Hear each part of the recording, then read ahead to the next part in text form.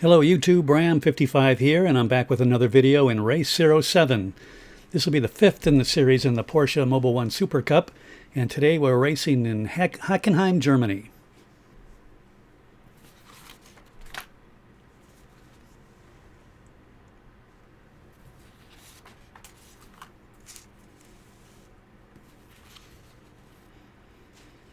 Hockenheim is located between Frankfurt and Stuttgart. It's a track that I've actually been to when I lived in Germany, and it's been modified a lot over the years and made much shorter. This is the track as it used to be, with a couple chicanes thrown in.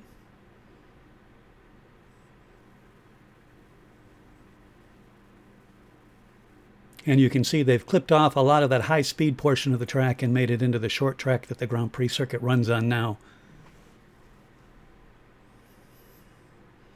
Has a total of 16 curves. It's a very challenging circuit. Some high-speed runs, some twisty bits through the spectator section or the stadium section. And here's an overview from the air of what the track looks like now, and you can see where the old track has been torn up as it went through the woods. The circuit's 2.8 miles long, and we run 30-mile races in this series, so we'll be doing 11 laps.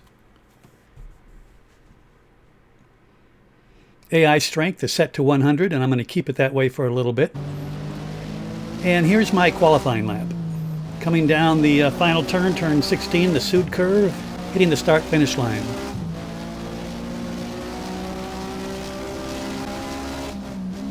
Down a couple gears. And you know, I struggled all through practice to be in the top 15, and I think I eventually got to be in the top 12 in practice. I put on some soft slicks and went out to qualify, and suddenly I did really well. I actually qualified second, which really surprised me, because the AI gets quicker during qualifying too, but I was surprised I went from 12th quickest to second on the grid. Here we are going through the Parabolica, long sweeping left-hand turn, heading up into the hairpin, turn 6. I use that little red marker off to the right side to indicate my braking spot. Hard on the brakes, down to first gear. You don't want to get on the throttle too hard here because you're going so slow. If you spin the wheels while you're going slow, you're going to spin out and cause a wreck. So anyways, this turn I never did through the race, but you can take it flat out. I looked at one of my previous videos I did on this track, and you can definitely take that turn flat out once the tires are warmed up. This is one of the tricky bits. You don't want to get on the power too fast here, otherwise you'll go wide right here. So you got to kind of take it easy through that little twisty bit now into the stadium section. Shift down into third. As you reach the apex, get back on the gas. This is another one to be careful with because it's a tighter turn than you think. And then this difficult section right here. Again, you want to be slowed down on this part. You got to let it ride, let it coast through that turn, and then get on the power as quickly as you dare. And I never did get this right, the exit right there, so there's more speed in the track than I got out of it. And we crossed the finish line, qualified second. So let's get out to the track and go racing. Standing starts in this series. On the pole is car number 28, Gary Vargas. He was on the pole and won the last race. We just started our engines, revving the engines up, going to slam it in gear when the green flag flies. And we're off. A little bit of a delay on my part getting it into gear, and too many revs, spun the tires. Not the greatest start, but only lost one position so far. Got a little love tap right there into turn 1.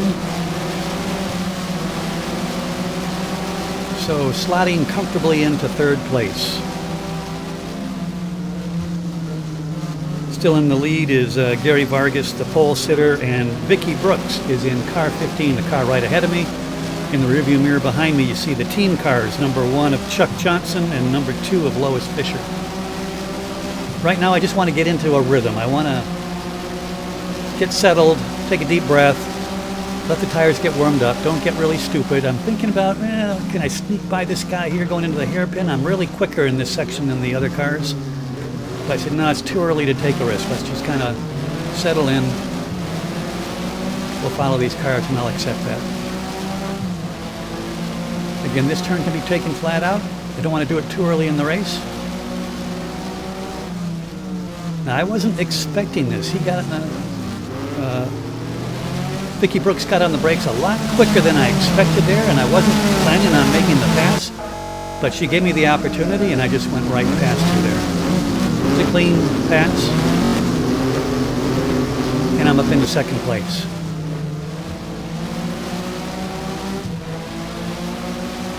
Now we got Vargas in front of us, and he's about a second or so in front. Again, tires are a little bit cold. I don't want to go in and push too hard, spin the car out, get on the grass. And oh, by the way, there was the traditional AI start incident. So this is in slow motion from a God's eye view. And you'll see a total of 4 cars actually spin going into turn 1. Right there, I got a little nudge from behind by Chuck Johnson. So right now, 1, 2, 3, and 4 cars spin, and of course AI in their infinite wisdom all just pile into the melee on the track rather than take evasive maneuvers around the outside. And here it is from inside of the turn. I'm slotted into third. Chuck Johnson gives me a little tap right there. Now as these cars come into the turn, 4 of them get loose and spin out, and it just causes all kinds of chaos. And I'm wondering, because nobody else spun for the rest of the race, I'm just wondering if the first guy got a little bit loose and then AI reacted to that, and because they're in the turn, when they react, they spin out. I don't know. But you can see there's a parking lot there until that one car gets out of the way, and then they all take off on their merry way. Now, that black car you saw in that mess, the number 6 car, was George Perez. He was in the lead of the championship, but he had a really disastrous qualifying run. He got caught up in that wreck, and he just did not have a good race. So here we are back to the live action.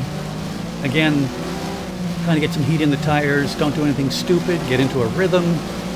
Get the feel of the car. I'm pretty comfortable with the track. We'll see how things go as the race progresses.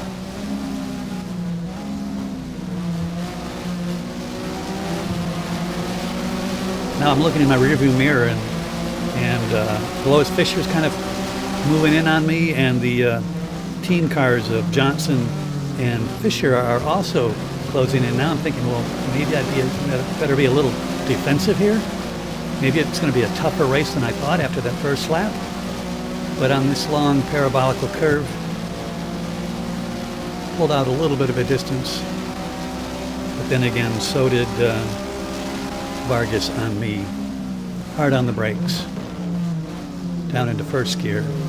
Let it roll through. And then gingerly on the throttle in first gear.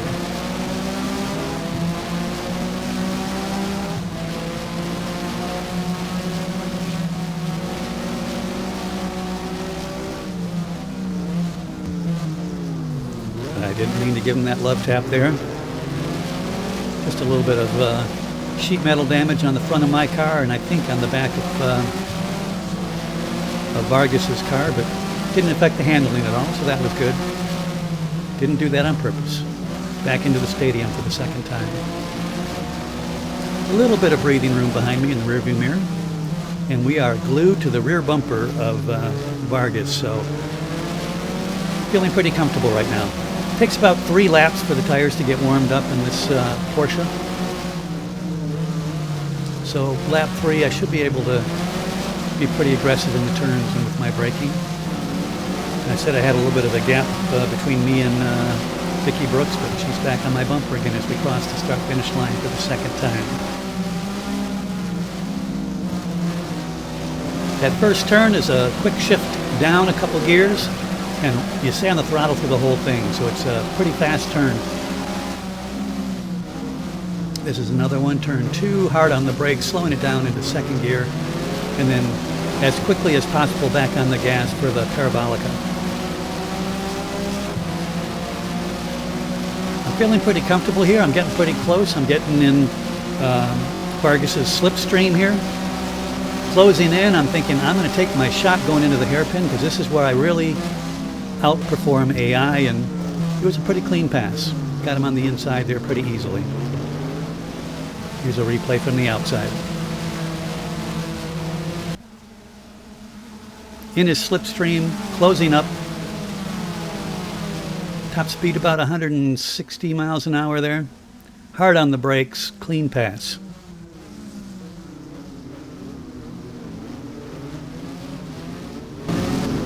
And from here on out, it was pretty much clear sailing for me. My focus was don't make any mistakes, don't do anything stupid, drive within yourself. You got the lead now, just keep an eye on them, manage the cushion between you and the guys behind. So now I'm going to focus on the battle for second, third, fourth, and fifth. Right now, Gary Vargas, the pole sitter, and as I said, the winner of the last race in Barcelona is now in second place, hotly pursued by Vicky Brooks. Chuck Johnson in the number 1 car is in fourth place, followed by his teammate, Lois Fisher.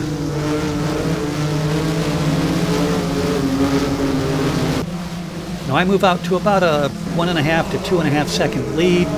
The lead keeps growing very slowly, but I'm very comfortable with that pace, as long as I don't make any mistakes, which I am prone to doing.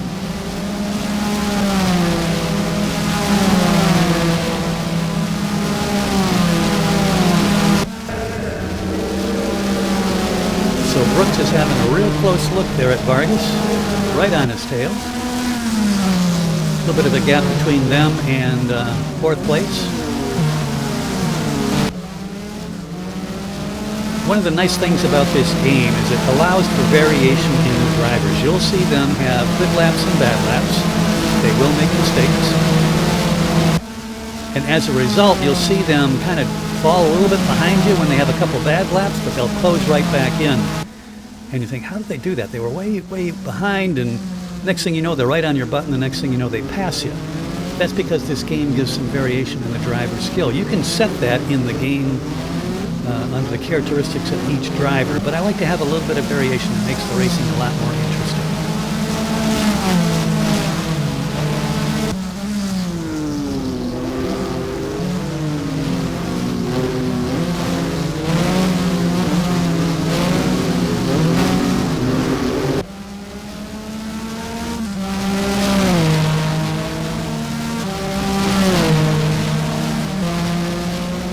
And for those of you who watch my videos, and you know, they're not terribly successful, I don't have a lot of followers and a lot of views, but for those of you who do, I would appreciate comments about things that you do like about my videos and don't like about my videos, things that perhaps I can do a little bit better. I do like to produce these things. I do like to play computer games and make videos of them, but I would like to get some feedback from you on what you would like to see or things that I could perhaps do a little bit better. We're jumping ahead to lap 6 now.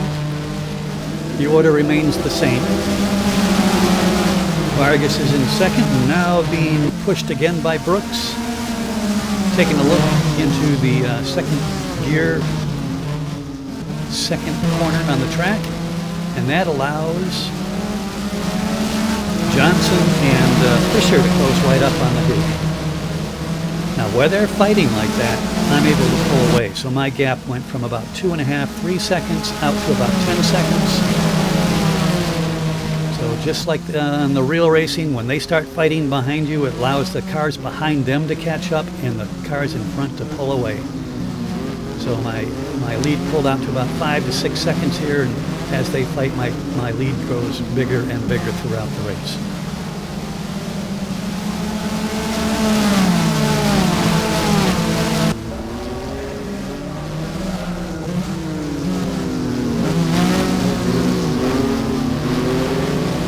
Pretty good battle here for second, third, fourth, and fifth.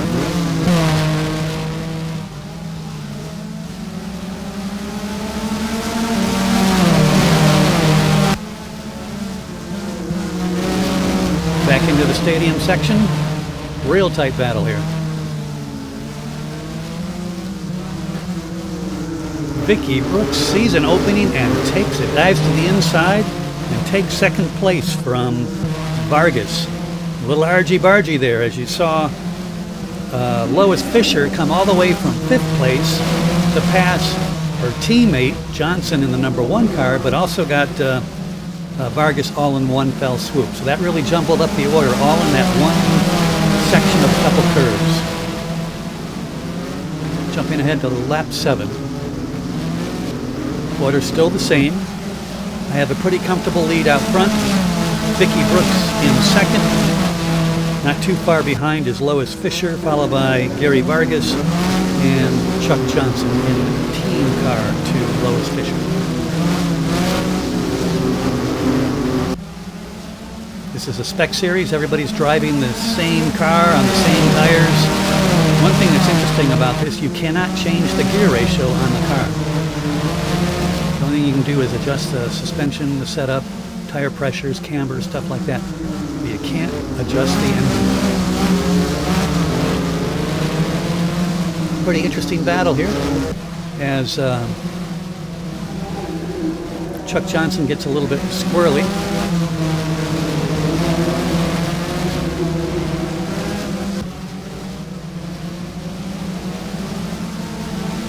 Back down the main straight to complete lap 7. Now you can see my car's not even in view when you look down the track. So as they fight, my lead gets bigger, and there Vargas makes a nice, easy pass down the front straightaway on Lois Fisher. Takes back the third and final spot on the podium.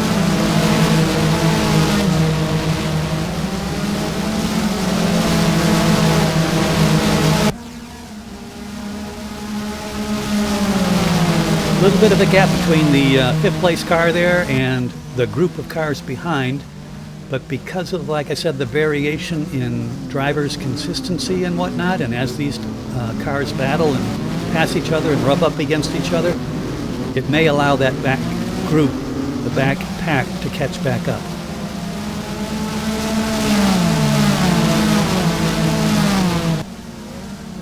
So I'm leading. Vicky Brooks still in second, now being hounded but quite closely by Gary Vargas, followed by Lois Fisher and Chuck Johnson in the top 5.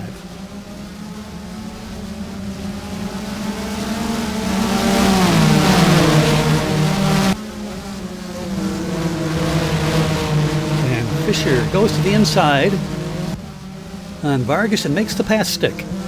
She is back up into third place on the podium. On lap 8 of 11.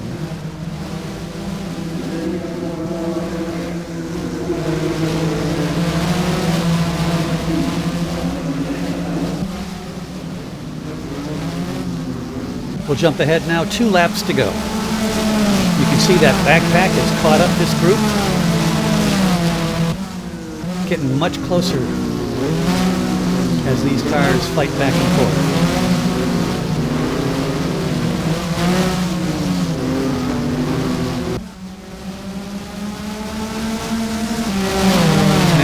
Is in that red and white car,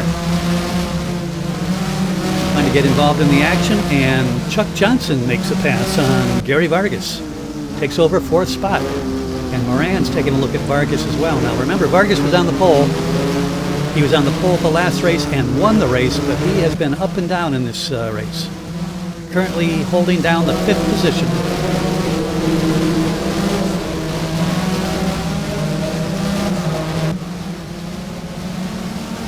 They come across the start-finish line to start the last lap. White flag.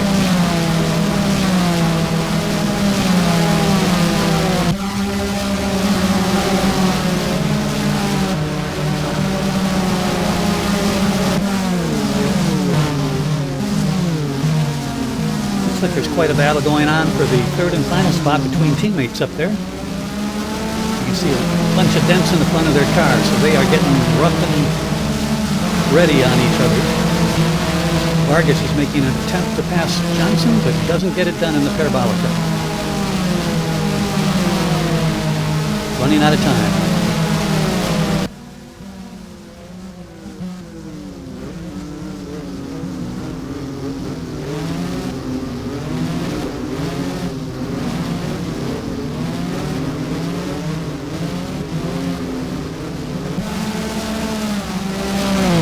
Nothing happened in that section of the race for the cars battling for the podium position, so we'll jump ahead to my car, who has about a 16-second lead.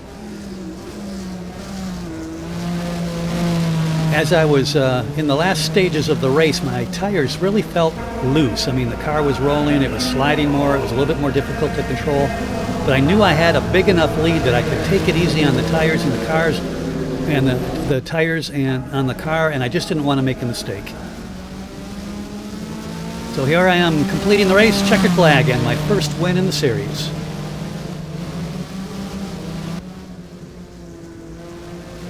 Feels good after I kind of disappointed myself in the last race, spinning out on the last lap and getting past. Now, Matt Moran was in 6th place coming into the last lap, and he got absolutely bushwhacked on the second to the last turn. He is in the red and white car there, the Sanatec car. He's in 6th place, looking pretty comfortable, and then this happens. Little chrome bumper.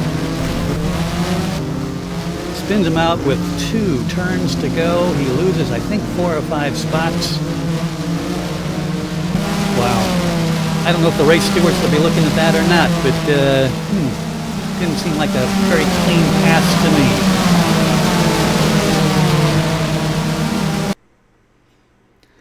So here's the results of the race and the standings after race 5 at Hockenheim.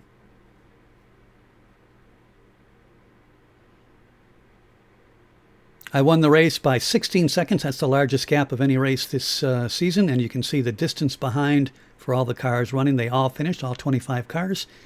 And here's a spreadsheet I make showing the race-by-race results. So please like, subscribe, and leave comments. Again, will help people maybe to find this channel if you're really interested. I would like to hear from you. The next race is at Spa, Belgium, and we'll see you there on the racetrack. Thanks for watching.